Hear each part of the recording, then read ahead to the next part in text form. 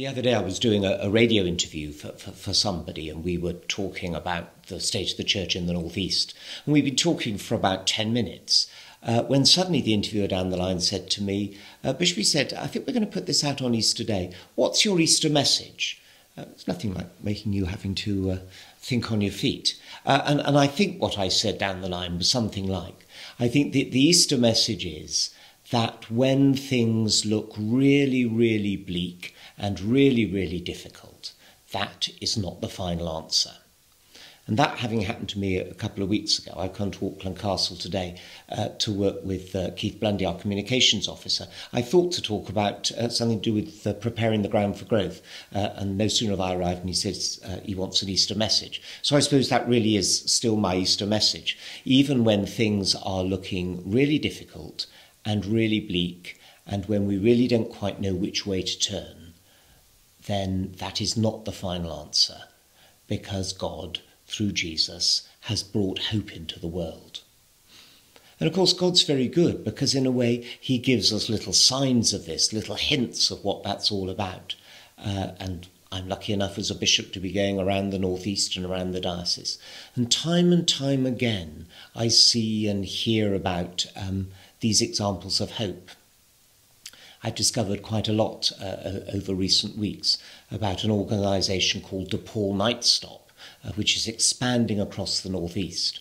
And this is a place where people are willing to have vulnerable, homeless youngsters into their home just for a night, just to give them a bed and a meal and perhaps breakfast in the morning if the youngsters have got up in time. And that's providing an enormous amount of hope to some very vulnerable young people.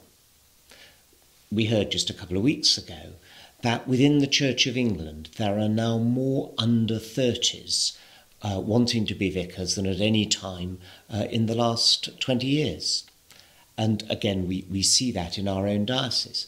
We see young people who say they want to serve God through being vicars, in many cases, perhaps giving opportunities of other more glamorous or exciting careers. And they're willing to serve God by being ordained and by coming to work in perhaps some of the most challenging and exciting communities in the country.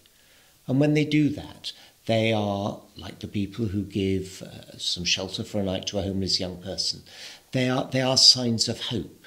They show us that even when things look really difficult, that doesn't have the final answer. But one of the things that occurs to me more and more when I meet people who are doing some wonderful things, head teachers, community workers, is that this very rarely happens without a significant personal cost.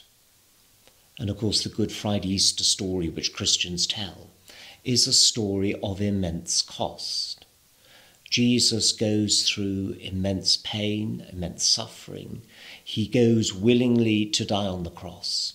And that's at really immense personal cost to him and to God, who is his Father. So there seems to be something within the Good Friday and Easter story that says, yes, there is hope. Darkness doesn't have the final answer, but it's not without real cost. And I think what Christians want to say about Easter Day is that Easter Day, if you like, is the beginning of God's new world. It's the beginning of a world in which death and difficulty doesn't have the final say. And the challenge of Easter, which I think God gives to us, is, are we willing to work with God, often at what may be some degree of personal sacrifice, in order that the world may become much more the sort of world in which difficulty and anxiety and desolation doesn't have the final say. Very early this morning, it was 5:15, I think it was, I was in the cathedral for the first service of Easter, and that's always an amazing and wonderful service. And we come into the cathedral and it's absolutely dark, and it is dark with the darkness of the tomb, the darkness of Jesus' death. And then we light up the cathedral with candles and lights to say that into this darkness Jesus has come bringing you hope. And I think for me, one of the most moving parts of the service this morning was confirming a number of people of very, very different ages. These are people who are saying, I've seen in the story of Jesus something that can make a real difference to me, can make a real difference to the world.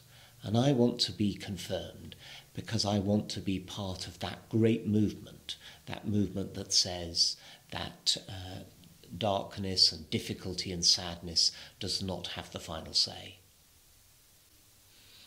So to you, whatever you're doing today, a really happy Easter.